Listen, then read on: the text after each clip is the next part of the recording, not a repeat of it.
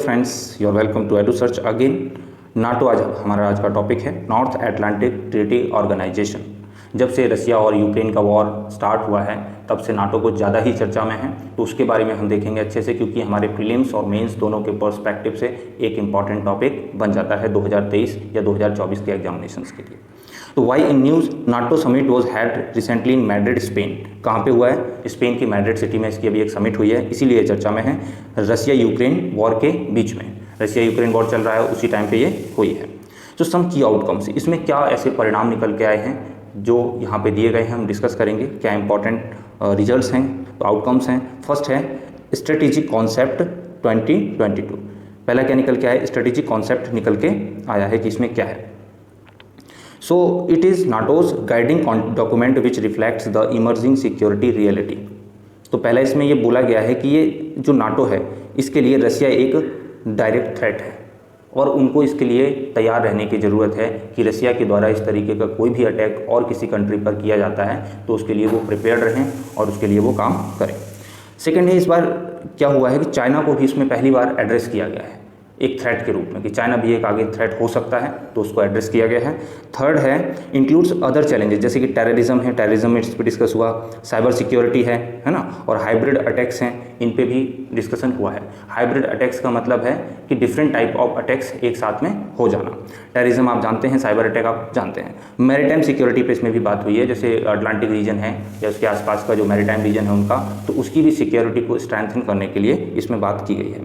Second है, इसमें क्या है? Support to Ukraine and other partners at risk. Ukraine की स्थिति इस टाइम पे काफ़ी नाजुक है, तो उस टाइम इसमें बात की गई है कि यहाँ पे यूक्रेन को जितना भी सपोर्ट हो सकता है हम सब मिलकर दे सकते हैं, वो सपोर्ट प्रोवाइड कराना चाहिए। So strengthened comprehensive assistance package for Ukraine, यानी कि कॉम्प्रिहेंसिवली जितना भी हम असिस्टेंस प्रोवाइड करवा सकते हैं, नाटो का ये कहना है हमें वो प्रोवाइड करवाना चाहिए। किस तरीके का सपोर्ट? जैसे उनकी कम्युनिकेशन, अगर कम्युनिकेशन के में बाधा आ रही है किसी भी प्रकार की, तो उस गैप को दूर किया जाए। सेकेंड, एंटी ड्रोन सिस्टम्स, यानी कि एंटी ड्रोन सिस्टम का जो वहाँ से ड्रोन्स आ रहे हैं वहाँ पे काम कर रहे हैं वो रसिया की तरफ से, वहाँ पे वो देख रहे हैं कि कहाँ पे इनके सिक्योरिटी फोर्सेस हैं, कहाँ पे कौन सी लोकेशन है, तो एंटी ड्रोन सिस्टम जितना भी हो सकता है वो वहाँ पे डेवलप करने में नाटो मदद करेगा। एंड आफ्टर दैट फ्यूल, क्योंकि वहाँ पे अगर वॉर भी हो रहा है या कोई भी लॉजिस्टिक लेके जाना है तो उसके लिए भी फ्यूल की ज़रूरत है, तो इसलिए वहाँ पे ज़्यादा से ज़्यादा फ्यूल उनको प्रोवाइड करवाया जाए।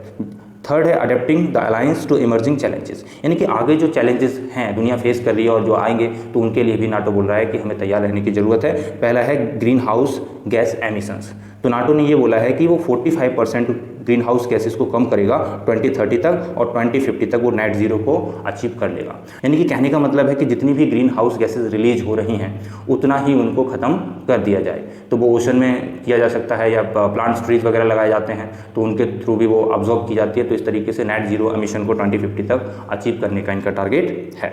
सेकेंड है launch of the NATO innovation fund, यानी कि नाटो की कंट्रीज जितनी भी हैं वहाँ पे अगर इनोवेशन के लिए कोई कंट्री पर्टिकुलर काम करना चाहती है तो सभी मिलकर उसको फाइनेंशियल असिस्टेंस प्रोवाइड करेंगे, यानी कि वित्तीय सहायता उसको मुहैया कराएंगे। तो कितनी वित्तीय सहायता की इसमें बात की गई है? Which will invest 1 billion euro, यानी कि 1 बिलियन यूरो आगे के जो 15 साल हैं उसके लिए अभी रखे गए हैं कि इतना पैसा है इनोवेशन के लिए, डेवलपमेंट के लिए, जिसमें टेक्नोलॉजी, इमर्जिंग टेक्नोलॉजीज हैं, फाइनेंशियल आर्टिफिशियल इंटेलिजेंस है, उसके लिए फाइनेंशियल सपोर्ट उनको प्रोवाइड करवाई जाएगी। आगे बढ़ते हैं तो नाटो के बारे में दे रखा है कि नाटो है क्या, चलो देख लेते हैं। नाटो के बारे में दे रखा है कि नाटो वॉज फाउंड इन 1949।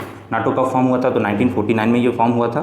ये किस लिए फॉर्म हुआ था? क्योंकि उस टाइम पे क्या है कि सोवियत एक्सपेंशन हो रहा था, यूएसएसआर एक्सपांड कर रहा था और जितना भी उसका आसपास का एरिया था उसको वो अपने कब्जे में लेना चाहता था। जिस तरीके से एक टाइम पे ब्रिटेन एक्सपेंशनिज्म की यानी कि विस्तारवादी नीति अपना रहा था, इसी तरीके से रसिया भी अपना रहा था। तो उसको रोकने के लिए इसका मेन काम था और ये वर्ल्ड वॉर 2 के बाद इसको फॉर्म किया जाता है नाटो को। तो आपको बस इतना याद रखना है कि नाटो जो है वो वर्ल्ड वॉर 2 के बाद बना था। किस लिए बना था? तो रसिया को रोकने के लिए बना था, जिससे कि वो ज़्यादा से ज़्यादा विस्तार ना कर पाए। सेकेंड, इसका पर्पज हमने देख ही लिया है, कुछ ऐसा ही पर्पज इसमें भी लिखा होगा। So the organisation acts as a collective security alliance. ये तो नाटो सब जानते हैं कि एक सिक्योरिटी अलायंस है और एक ऐसा है कलेक्टिव, यानी कि जो मेंबर कंट्रीज हैं उनमें से किसी पे भी थ्रेट आता है तो सब मिलकर उनको मिलिट्री असिस्टेंस प्रोवाइड करवाएंगे, जिससे कि कोई भी कंट्री उन पर अटैक करने के बारे में ना सोचे और डिटरेंस बना सकें वो। लेकिन रसिया का ये देखने को मिल रहा है कि वो अटैक कर रहा है, क्योंकि रसिया बहुत ही इस समय पावरफुल कंट्री है और जितने भी कंट्रीज हैं जितनी मदद मुहैया करानी चाहिए उसको यूक्रेन को उतनी मदद अभी प्रोवाइड नहीं कर पा रहे हैं। लेकिन इसमें बात कुछ की गई है।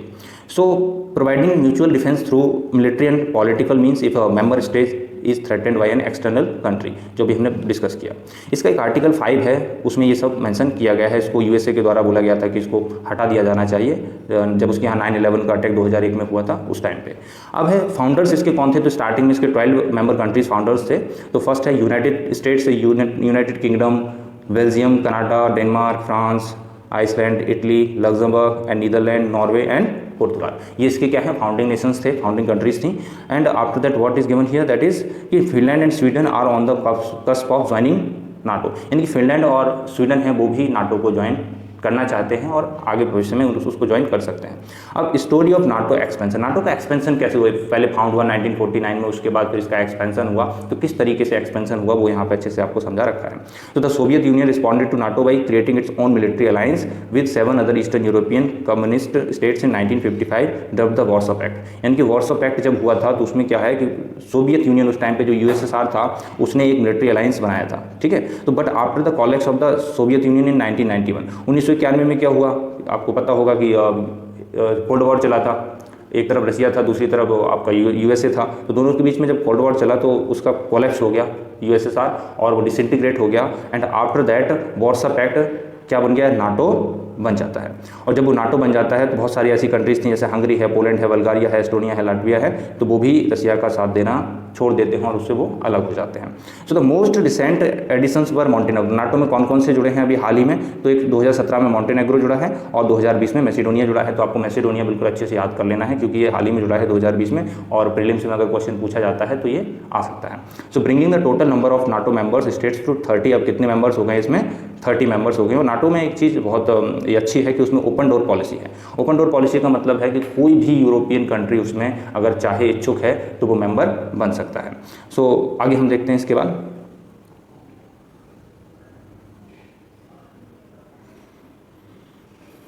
उसके बाद है major non NATO ally status, यानी कि कुछ ऐसी कंट्रीज़ हैं जो सीधे तौर पर उसकी सदस्य नहीं है, उसकी मेंबर नहीं है, लेकिन वो उसमें और तरीके से हिस्सा लेती हैं, उनको मिलिट्री असिस्टेंस प्रोवाइड करती हैं, अपने संबंध अच्छे रखना चाहती हैं, तो उनको major non NATO ally status दिया जाता है। Designation given by the US government to the close allies that have strategic working relationships with US armed forces but are not members of the NATO। जो भी हमने discuss किया है कि उनके US के आर्म फोर्सेस के साथ में, नाटो के आर्म फोर्सेस के साथ में वो काम करना चाहते हैं लेकिन उसके मेंबर नहीं है, यानी कि यूरोप से बाहर है, तो उनको क्या major non NATO ally status दिया जाता है। तो the US has designated 30 other countries including, उसमें जापान है, साउथ कोरिया है और इजराइल है ना, ये क्या है, ये मेजर नॉन नाटो एलाई है, इंडिया इसमें नहीं है।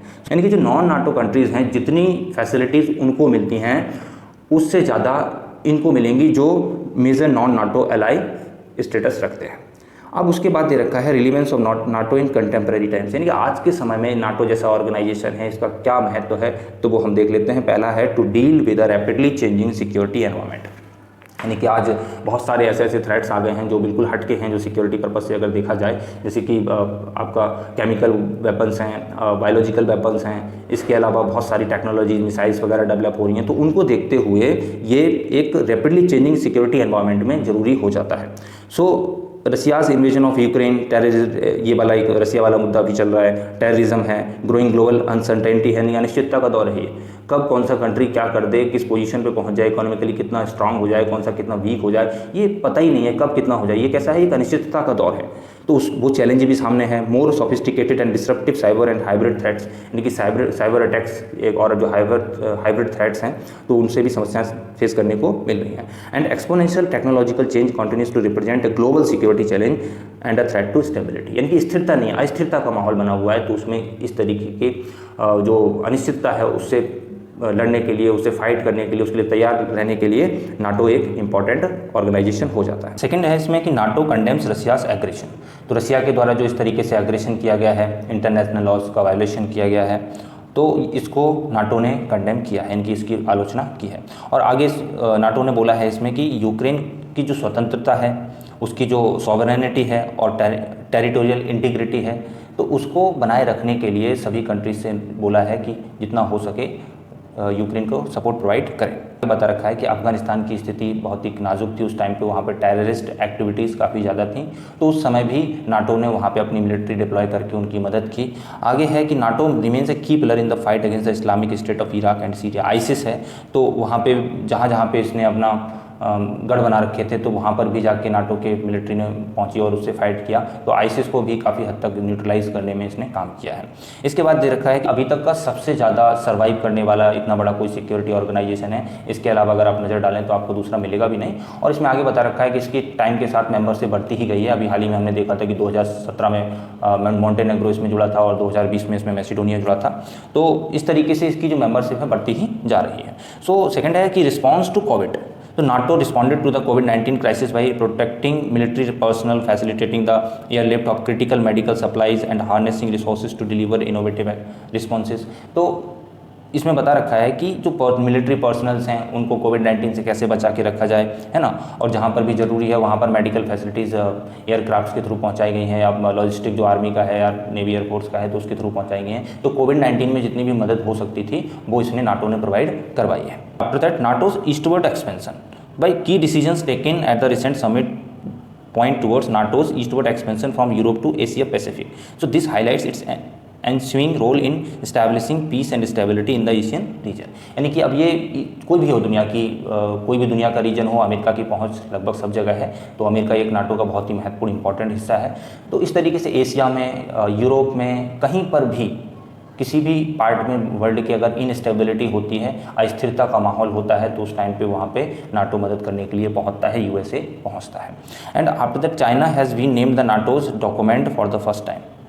तो China has been named in the NATO's document for the first time. हमने देखा था कि जो चाइना है उसको पहली बार एक थ्रेट के रूप में लिया गया है कि किस तरीके से चाइना भी एक वर्ल्ड ग्लोब के लिए, नाटो के लिए एक थ्रेट उभर के आ रहा, बन के आ रहा है। तो for the first time 4 Indo Pacific countries, कौन कौन सी उसमें, ऑस्ट्रेलिया है, जापान है, न्यूजीलैंड है और रिपब्लिक ऑफ कोरिया है, ज्वाइंट अ नाटो समिट। इन्होंने भी नाटो समिट में हिस्सा लिया था और वो बोला था कि जहाँ तक हो सकेगा हम कॉपरेशन करेंगे नाटो के साथ। तो हम आगे बढ़ते हैं। यहाँ पर कुछ इश्यूज़ दे रखे हैं जो नाटो के साथ इश्यूज़ हैं, वो देख लेते हैं हम कौन कौन से इश्यूज़ यहाँ पे दे रखे हैं। तो फर्स्ट क्या है, issues with NATO, conflicts and differences of opinion among members.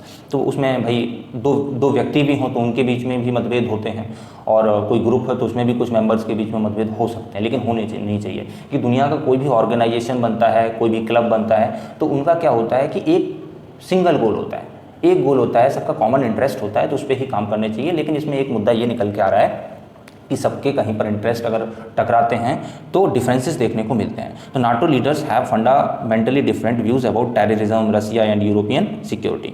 यानी कि किसी का कोई पॉइंट ऑफ व्यू है तो किसी का कोई पॉइंट ऑफ व्यू है रसिया को लेकर या सिक्योरिटी चैलेंजेस को लेकर। So conflicts among NATO members, for example यहाँ पे एक ग्रीस और टर्की का दे रखा है। ग्रीस का पॉइंट ऑफ व्यू अलग है, टर्की का अलग है। मतलब इनका कोई क्लियरली डिफाइंड मिशन नहीं है कि हमें पर्टिकुलरली टेररिज्म से लड़ना है, हमें किसी एक चीज़ से लड़ना है। तो इसमें क्या बहुत सारा ये फैला हुआ है, जहाँ पे भी ज़रूरत होती है, कोई चैलेंज आता है, वहाँ पे वो काम करते हैं। तो एक डेफिनेट मिशन इनका कोई नहीं है। उसके बाद the alliance is losing its edge in strategic competition with an increasingly technologically advanced, military capable and politically aggressive Russia. अब रसिया का भी देख रहे हो, रसिया आगे ही बढ़ता जा रहा है, तो ये कहीं ना कहीं नाटो की स्थिति को नेगेटिव तरफ बता रहा है कि ये नाटो की स्थिति अच्छी नहीं है, कि वो रसिया के सामने नहीं आ पा रहा है और यूक्रेन की जो उसको सुरक्षा करनी चाहिए, उसके इंटरेस्ट को बनाए रखना चाहिए, तो वो नहीं बना पा रहा है। तो कहीं ना कहीं ये नेगेटिव पॉइंट है इसके बारे में। ये पॉइंट दिया गया है कि नाटो चाइना पर फोकस क्यों कर रहा है। पहली बार इसके डॉक्यूमेंट में चाइना की बात की जा रही है, तो क्यों? तो NATO has justified its new focus on China as a collective defence against what it views as Chinese encroachment on European interest. आप इसका one belt and one road initiative देखी थी चाइना की, है ना, जो OBOR था, तो उसमें भी देखा था कि वो कहाँ तक यूरोप तक बढ़ के आ रहा है, और वहाँ पर उसकी जो पॉलिसी है वो तो सबको पता है, डेट ट्रैप पॉलिसी। तो इन सब चैलेंजेस को देखते हुए सिक्योरिटी वेपन्स भी हैं, बहुत ज़्यादा डेवलप कर रहा है। तो इन थ्रेट्स को देखते हुए चाइना को भी उन्होंने एक थ्रेट के रूप में लिया है। पोर्ट्स, जैसे कि इसमें दे रखा है, ग्रीस का पोर्ट है Piraeus, one of the largest in Europe, are now majority owned by Chinese companies. तो चाइनीज़ कंपनी इसको ओन कर रही हैं। Increased Chinese naval patrols in the Atlantic Ocean region, बताया था इसका जो बेल्ट एंड रोड इनिशिएटिव है उसके तहत ही ऐसा हो रहा है कि वो अपनी मिलिट्री को यहाँ पे लेके आ रहा है, तो यहाँ पर उसके पेट्रोलिंग, उसकी जो शिप्स हैं उनकी पेट्रोलिंग बढ़ रही है, तो ये भी एक नाटो के सामने थ्रेट निकल के आ रहा है। थर्ड क्या, China's rising interest in the Arctic sea. Arctic sea में आपको पता होगा कि आर्कटिक रीजन जो वहाँ पे है काफ़ी मिनरल रिच है और ये एक स्ट्रेटेजिक पॉइंट ऑफ व्यू से भी काफ़ी इंपॉर्टेंट लोकेशन हो जाती है, तो चाइना भी यहाँ पे अपना दबदबा बनाए रखना चाहता है, तो ये भी नाटो के सामने एक चैलेंज है, इसलिए इसने चाइना को एड्रेस इसमें फर्स्ट टाइम किया है। तो extensive cyber attacks on western commercial and military targets by Chinese state, वैसे भी कुछ रिपोर्ट्स आई हैं, कुछ बताया गया है कि चाइना जो है वो सिक्योरिटी अटैक मतलब साइबर अटैक्स हैं वो भी करता है, तो ये इनसिक्योरिटी के, तो इनके लिए सिक्योरिटी चैलेंज है। So claims of Chinese ownership over the resource rich waters of South China sea and strategically vital waterway.